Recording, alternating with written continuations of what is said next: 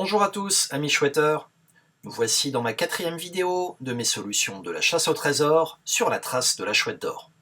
Dans celle-ci, je vais vous présenter mes solutions de l'énigme 520, la dernière énigme du jeu.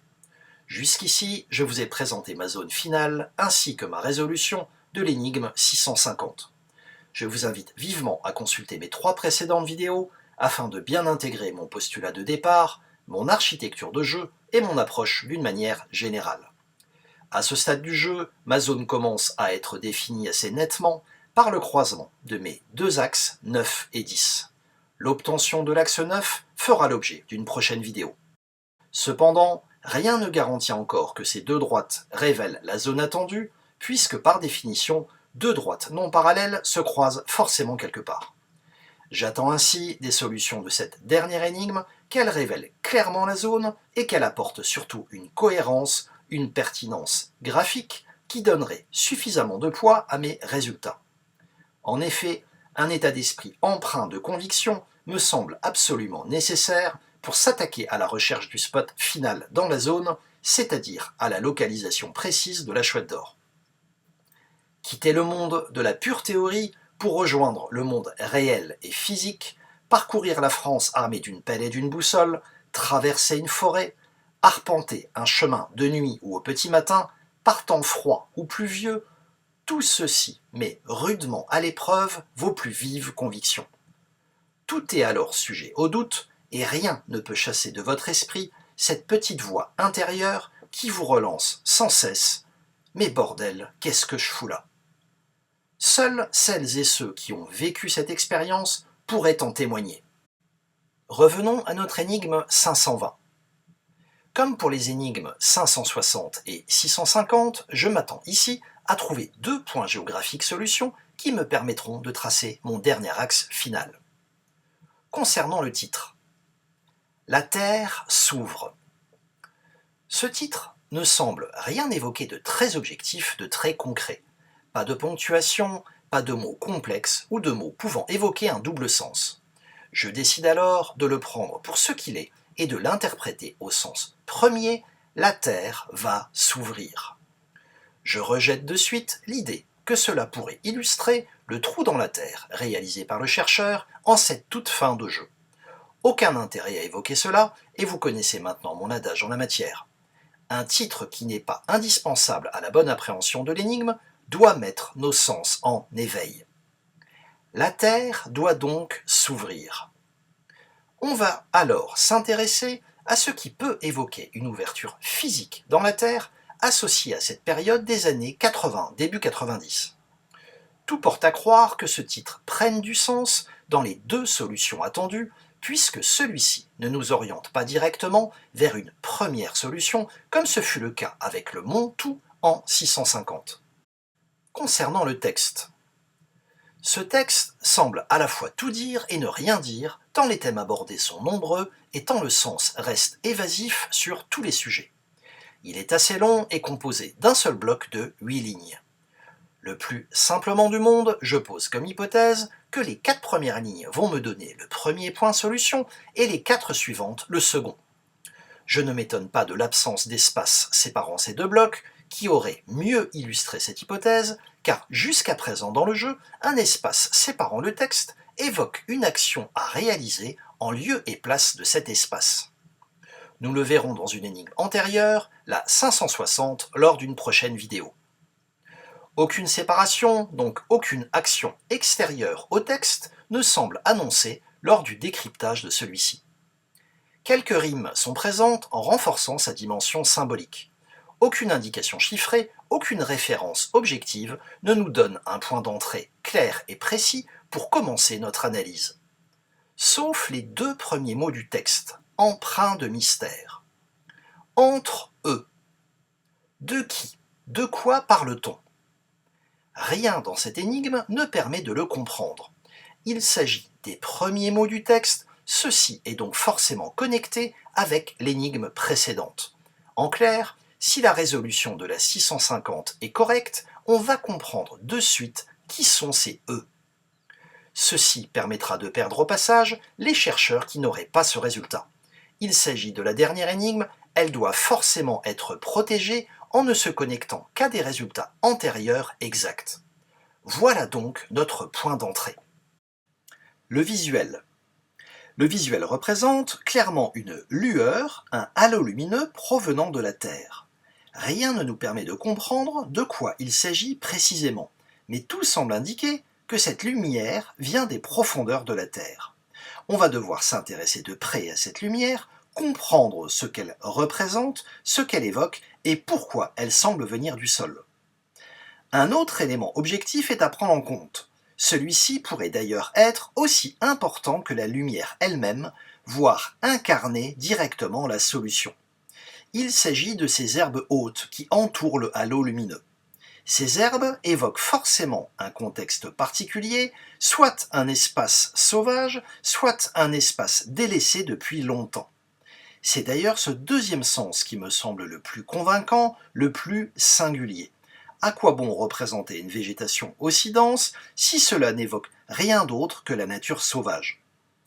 Comme à chaque fois en pareille situation, je me refuse à croire qu'il s'agit de la représentation de la cache finale du trésor. Cela ne représenterait un intérêt ni dans l'illustration du problème, ni dans sa résolution. Entre eux, il n'y aurait que deux intervalles s'ils étaient alignés.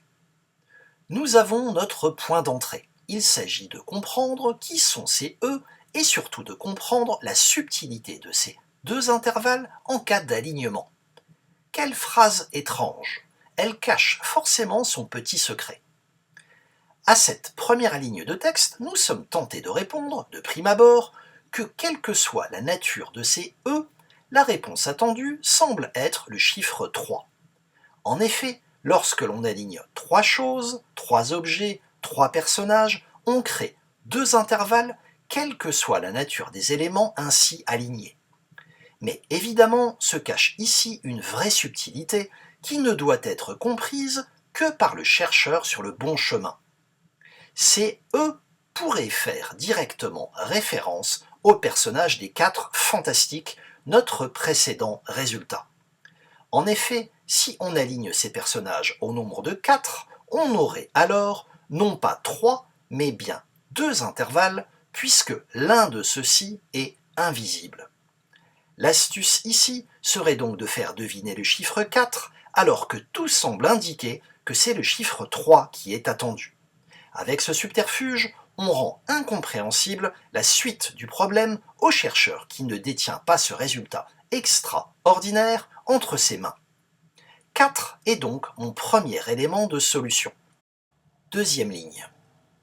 Mais ce serait là un jeu bien trop facile. L'énigme et le texte semblent articulés autour d'un jeu de mots et de lettres. Le mot « ce » serait là, c'est-à-dire qu'il doit être conservé.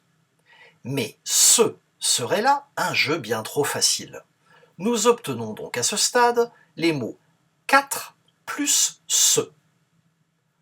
Troisième ligne, maintenant que tu as dénoué tous les fils. Avec la même méthode, on comprend aisément qu'il faut ici maintenir le mot « que » de notre solution actuelle qui deviendrait alors l'ensemble des lettres A, T, R, C, E. Quatrième ligne, le doute est le dernier supplice qui te sera infligé. Autrement dit, le mot « doute » serait notre dernière épreuve, notre dernier élément à prendre en compte. Nous obtenons au final les lettres A, T, R, C, E, plus le mot « doute ». Ce qui semble le plus évident à ce stade serait donc les mots « trace » ou « carte » plus le mot « doute ». Nous voilà donc en fin de parcours pour comprendre de quoi il s'agit pour notre premier point solution. Le titre, la Terre s'ouvre, les mots trace ou carte et doute, et un visuel avec une lumière émanant du sol dans un décor de végétation qui semble abandonné. La solution m'est alors parue assez évidente dans le contexte de l'époque, un événement aux retombées planétaires à la une de la presse qui fera trembler le monde entier. La Terre se fissure, se creuse sous l'action de quelque chose d'éclatant dans un décor abandonné. Vous me suivez? On parlerait ici de la catastrophe nucléaire de Tchernobyl. Le cœur du réacteur, entré en fusion, s'échappe de son coffre en béton pour creuser la Terre dans un rayonnement radioactif des plus intenses. Tout ceci dans un décor rapidement abandonné, rendu inapprochable par la radioactivité mortelle. Cette hypothèse me paraissait pertinente, associée au titre, au texte avec cette notion de doute, évoquant le passage du nuage radioactif sur la France, dont la trace a été objectivement relevée. Ceci deviendra d'ailleurs un scandale d'État. Le visuel prendra alors tout son sens avec cette lumière symbolique perçant le sol. Mais voilà, que faire avec un point solution situé à Tchernobyl? Là encore, le résultat doit tomber rapidement pour ne pas risquer de se perdre dans une analyse mal canalisée. L'herbe, omniprésente en premier plan du visuel, va nous donner le résultat, nous le confirmer. Cette herbe est le résultat attendu, du moins ce qu'elle symbolise. Le mot Tchernobyl, notre solution actuelle, n'est ni plus ni moins que la traduction littérale de absinthe en français. Tchernobyl égale absinthe. L'absinthe est un végétal, une plante. Celle-ci est donc subtilement représentée au travers de cette végétation dense qui incarne directement le résultat attendu.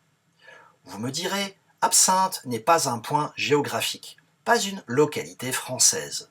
En effet, mais Pontarlier est la capitale de l'absinthe en France. Quand on parle d'absinthe, on évoque directement la ville de Pontarlier. Si l'on accepte l'hypothèse Tchernobyl, alors le lien Tchernobyl, absinthe, Pontarlier n'est ni tiré par les cheveux, ni alambiqué. Le lien est direct, évident et à sens unique, sans risque de déroutage. Pontarlier sera mon premier point géographique solution. Poursuivons le décryptage des 4 dernières lignes du texte. Selon la même méthode, nous cherchons à isoler des mots ou des lettres qui, associés au titre et au visuel, devraient nous révéler la deuxième solution. Car c'est la règle de cette partie cruelle. Car est l'élément retenu ici. Le mot car est la règle à suivre, en quelque sorte. Seul, tu dois trouver où porter ta pelle. Seul et où sont les deux éléments à isoler. Notez bien l'inutilité totale du sens de cette phrase d'un point de vue littéraire. On est seul et on va devoir creuser avec notre pelle. Pourquoi avoir à préciser cela? Si ce n'est pour dissimuler, là encore, le mécanisme de décryptage. Nous avons donc à ce stade les mots car, seul et où. Montre ton respect pour Dame Nature. Ici, pas de mots ni de lettres mis clairement en évidence. Une analyse de fond semble alors nécessaire pour identifier ce qui est à conserver. Le sens en première lecture semble faire illusion, tant sa signification n'amène rien de concret.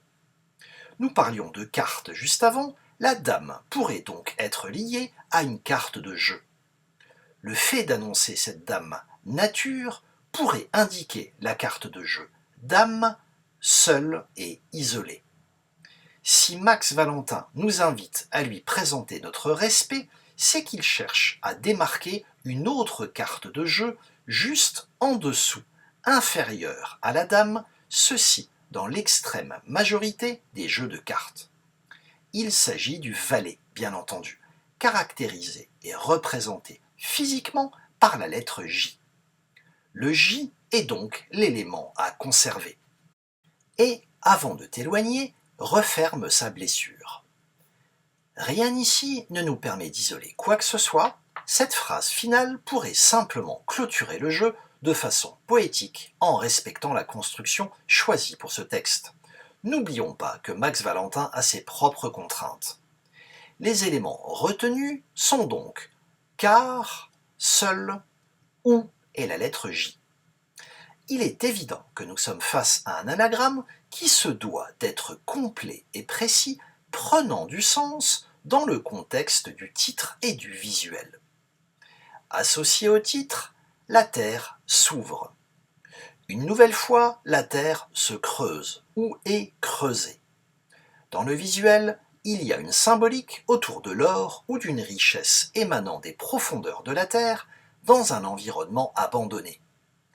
Il m'est alors paru évident que l'on parlait cette fois-ci d'une mine, quelque part en France, dans un contexte d'abandon, et dont la lumière du visuel pourrait également traduire une certaine activité humaine.